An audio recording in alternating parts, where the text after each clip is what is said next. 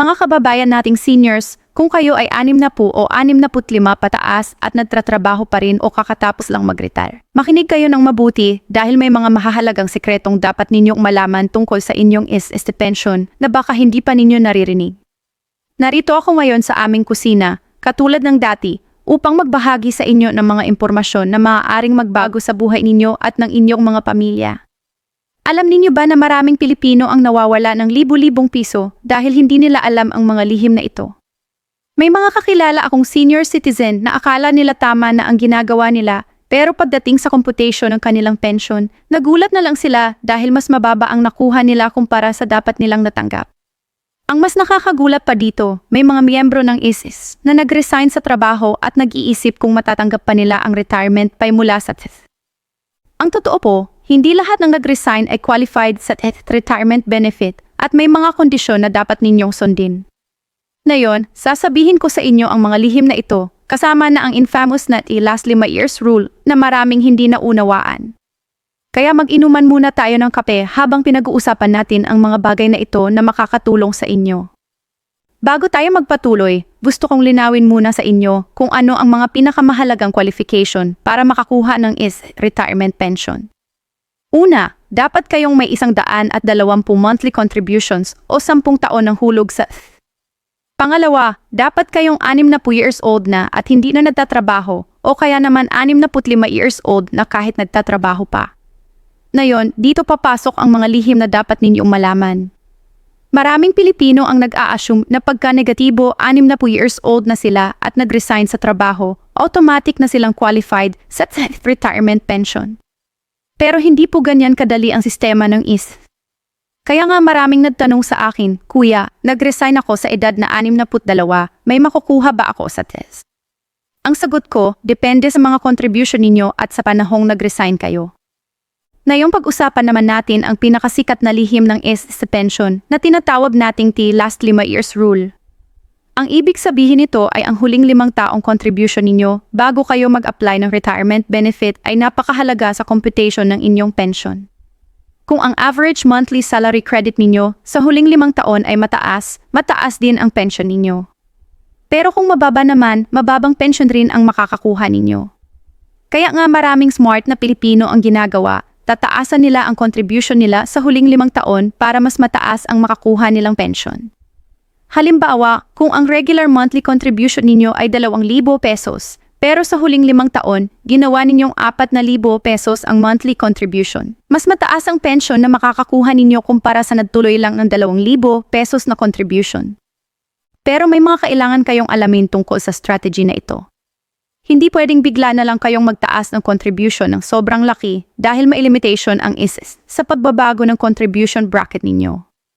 Ang pinakamagandang gawin, gradually ninyong itaas ang contribution ninyo bago pa kayo mag-negatibo 60 years old. Isa pa, ang computation ng pension ay hindi lang nakadepende sa huling 5 taon, kundi sa buong contribution history ninyo.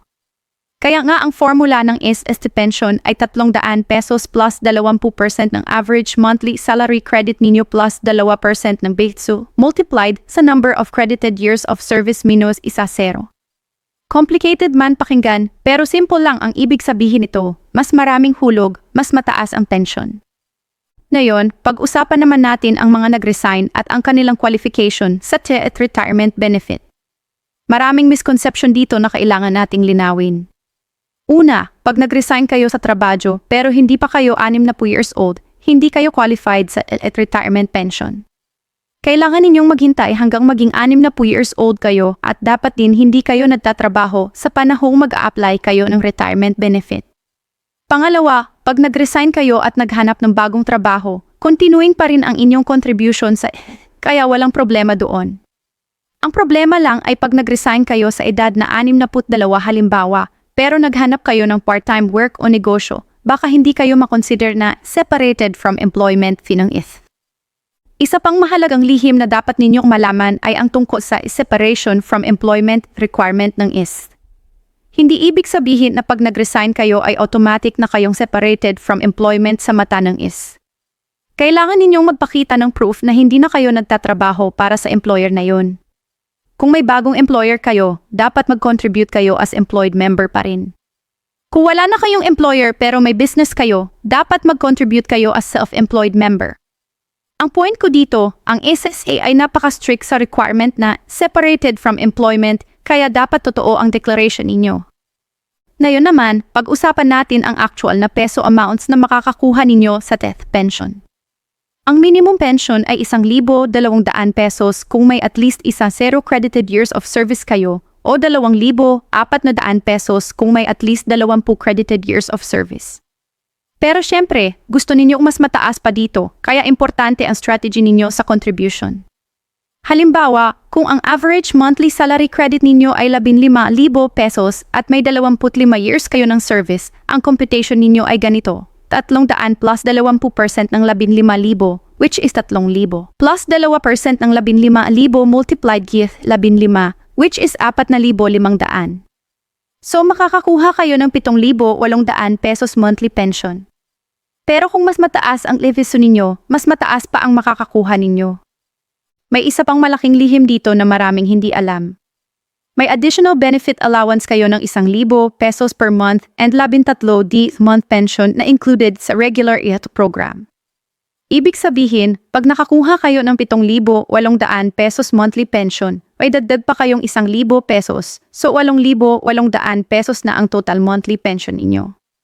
Plus may 13 month pension pa kayo every December na equivalent din sa monthly pension ninyo. Kaya sa example natin, 8,800 pesos din ang makakakuha ninyo every December. Maraming hindi alam ito kaya napapabayaan nila ang SST pension, akala nila maliit lang ang benefit. Pero huwag ninyong kalimutan ang mga potential reductions o clawbacks na maaari kayong makaharap. Una, pag may outstanding loans kayo sa TES, automatic nakalalin yun sa pension ninyo. Kaya bago kayo mag-apply ng retirement benefit, bayaran muna ninyo ang lahat ng utang ninyo sa TES. Pangalawa, pag may problema sa contribution records ninyo, maaaring ma-delay o ma-reduce ang pension ninyo. Kaya importante na regular ninyong i-check ang contribution records ninyo sa HIT portal. Pangatlo, pag hindi kayo nag-comply sa ACO program, lalo na pag 80 years old na kayo, baka masuspend ang pension ninyo. Kaya importante na laging updated kayo sa requirements ng IST. Pagdating naman sa tax implications, magandang balita ang meron ako sa inyo. Ang SST pension ay tax-exempt, meaning hindi ninyo kailangan magbayad ng income tax sa pension ninyo. Pero may condition ito, dapat ang total income ninyo including ang pension ay hindi lumampas sa 250,000 pesos annually. Pag lumampas kayo dito, may portion ng pension ninyo na matatax na. Kaya importante na mag-compute kayo ng total annual income ninyo para alam ninyo kung magkano ang tax liability ninyo. Tungkol naman sa payout schedules, may malaking balita tayo ngayon. Starting September 2025, magkakaroon ng Historic Pension Reform Program na magbibigay ng 3-year pension increase sa lahat ng pensioners. After 3 years, tataas ang pension ng approximately 33% para sa retirement pensioners. Ibig sabihin, pag ang pension ninyo ngayon ay 8,000 pesos, after 3 years ay magiging around 600 pesos na. Napakaganda ng balitang ito lalo na sa mga seniors na umaasa sa TET pension. Sa mga practical na tips naman na makakatulong sa inyo sa TET offices. Una, palaging magdala ng complete documents para hindi kayo pabalik-balik. Pangalawa, mag-file kayo ng retirement claim online sa SST portal para mas mabilis ang processing. Mandatory na ang online filing para sa lahat ng employee members, voluntary members, DUI members at self-employed members na 65 years old and above. Pangatlo, pag may problema sa claim ninyo, huwag kayong mahiyang magtanong sa SST personnel dahil trabaho nila ang tumulong sa inyo. Para naman sa mga strategy ninyo na ma-maximize ang retirement income, isa sa pinakamahalagang gagawin ninyo ay ang proper timing ang pag-file ng retirement claim ninyo. Huwag kayong mag-file agad pagka negatibo 60 years old ninyo kung kaya pa ninyong maghintay hanggang 65. Sa loob ng 5 taon na yun, continued pa rin ang contribution ninyo at tataas pa ang average monthly salary credit ninyo. Plus, pag 65 years old na kayo, pwede pa kayong magtatrabaho habang nakakakuha ng pension. Sa strategy na ito, double income kayo, may sahod at may pension. Isa pa, consider ninyo ang ETH Pension Booster Program na tax-free savings scheme ng IS. May option kayong mag-withdraw partially or in full mula sa 5 TG year onward sa program at secured, tax-free at affordable ang saving scheme na ito. Perfect ito para sa mga gustong magdagdag pa sa retirement fund nila. Halimbawa, pag nag-contribute kayo ng 500 pesos monthly sa pension booster for 0 years, malaking amount na rin ang ma-accumulate ninyo na pwede ninyong i-withdraw pagka-retire ninyo. Sa panghuli, gusto kong sabihin sa inyo na hindi kayo dapat mag-rely lang sa assessed pension ninyo para sa retirement. Importante na may iba pa kayong source of income tulad ng savings, investments, o small business. Ang assessed pension ay tutulong sa inyo, pero hindi ito sapat para sa comfortable retirement life na gusto ninyo. Kaya habang nagtatrabaho pa kayo, mag-save at mag-invest pa rin para sa mas-secure na kinabukasan. Mga kababayan, marami pang mga lihim tungkol sa assessed pension na hindi ko na-discuss dito sa video na ito, pero ang mga nabanggit ko ay sapat na para makatulong sa inyo na ma-maximize ang benefits ninyo. Tandaan ninyo, knowledge is power, at ang pagkakaroon ng tamang impormasyon ay makakatulong sa inyong makakuha ng mas mataas na pension. Kaya huwag ninyong pabayaan ang assessed contribution ninyo at laging mag-stay updated sa mga changes sa TETO policies. Salamat sa pakikinig at sana nakatulong sa inyo ang video na ito. Hanggang sa muli, ingat kayo palagi.